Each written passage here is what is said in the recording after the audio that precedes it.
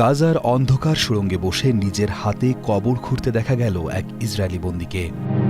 এমন হৃদয়বিদারক দৃশ্য সামনে এনেছে হামাস। ২ আগস্ট শনিবার হামাসের প্রকাশ করা একটি ভিডিওতে বন্দী ইভিয়াতার ডেভিডকে অত্যন্ত দুর্বল এবং মানসিকভাবে বিপর্যস্ত অবস্থায় দেখার পরই ইসরায়েলের রাজধানী তেল আবিবে জ্বলে ওঠে বিক্ষোভের আগুন।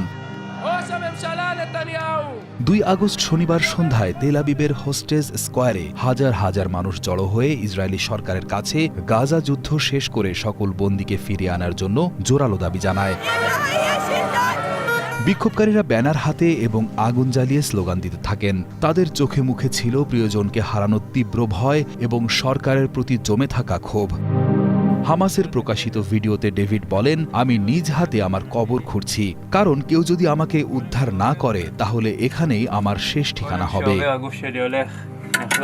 তিনি আরও বলেন, গাজার খাবারের সংকটের কারণে তাকে ডাল দিয়েই পুরো দিন কাটাতে হচ্ছে। পুরো জুলাই মাসে তিনি কখনো শুধু ডাল খেয়েছেন, আবার কখনো ৩ দিন পর্যন্ত কিছুই খেতে পাননি।